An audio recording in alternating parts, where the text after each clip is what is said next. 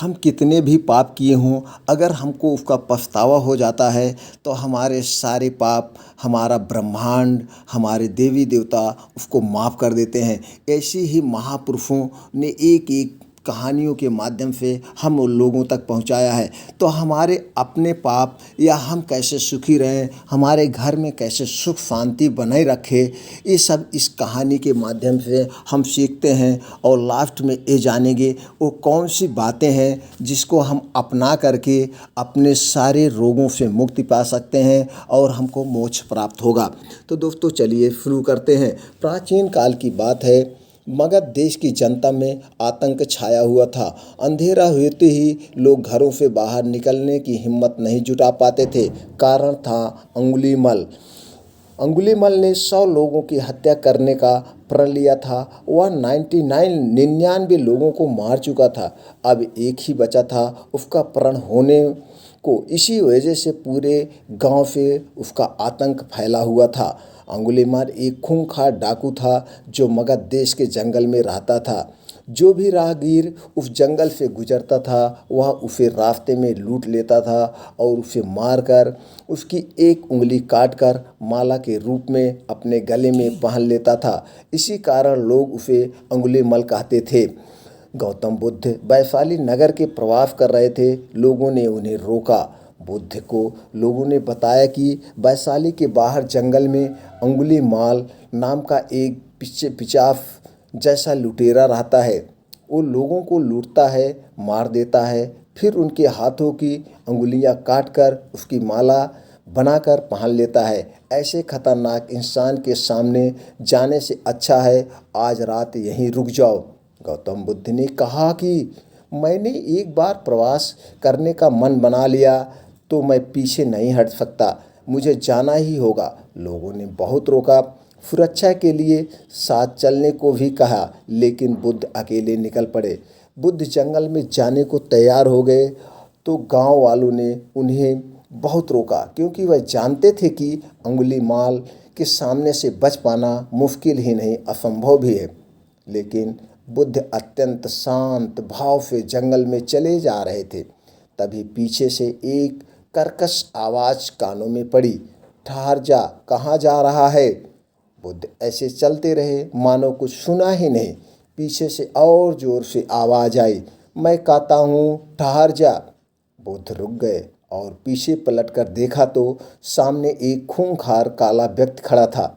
लंबा चौड़ा शरीर, बड़े हुए बाल, एकदम काला रंग, लंबे लंबे नाखून, लाल लाल आंखें, हाथ में तलवार लिए वह बुद्ध को घूर रहा था। उसके गले में अंगुलियों की माला लटक रही थी। वह बहुत ही डरावना लग रहा था। बुद्ध ने शांत व मधुर स्वर में कहा, मैं तो ठहर गया, भला तू कब ठहरेगा। अंगुलीमाल ने बुद्ध के चेहरे की ओर देखा।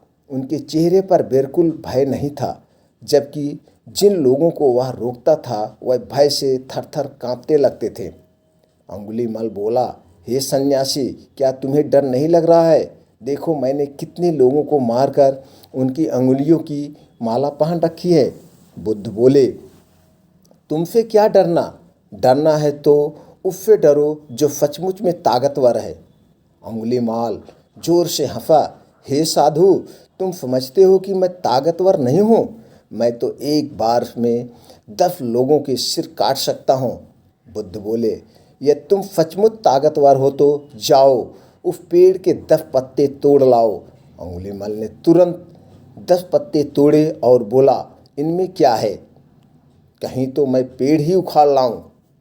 महात्मा बुद्ध ने कहा, नहीं, पेड़ उखाड़ने की जरूरत नहीं है। यदि तुम वास्तव में ताकतवर हो तो जाओ इन पत्तियों को पेड़ में जोड़ दो। अंगुलीमाल क्रोधित हो गया और बोला, भला कहीं टूटे हुए पत्ते भी जुड़ सकते हैं? महात्मा बुद्ध ने कहा, तुम जिस चीज़ को जोड़ नहीं सकते उसे तोड़ने का अधिकार तुम्हें किसने दिया? एक आदमी का सिर जोड़ नहीं सकते तो काटने में क्या बहादुरी है? अंगुलीमाल अवाक रह गया। वह महात्मा बुद्ध को बातें सुनता रहा। एक अनजानी शक्ति ने उसके हृदय को बदल दिया। उसे लगा कि सचमुच उससे भी ताकतवर कोई है। जो आत्मग्लानि होने लगी। वह भगवान महात्मा बुद्ध के चरणों में गिर पड़ा और बोला, हे महात्मा, मुझे क्षमा कीजिए, मैं भटक गया था, आप मुझे शरण में ले लीजिए। भगवान बुद्ध ने उसे अपनी शरण में ले लिया और अपने शिष्य बना लिया। आगे चलकर यह अंगुलीमाल एक बहुत बड़ा साधु हुआ। कहानी से हमें क्या सीख मिलती है दोस्तों? कोई इंसान कितना भी बुरा हो, लेकिन अगर आप अपनी अच्छाइयाँ छोड़ते हैं तो कोई आपका कुछ नहीं बिगाड़ सकता है। सत्य और धर्म के आगे हर बुराई झुकनी पड़ती है। परेशानियों और मुसीबतों को सामने देखकर डरना और घबराना बेकार है। शांत मन से उसका समाधान करो।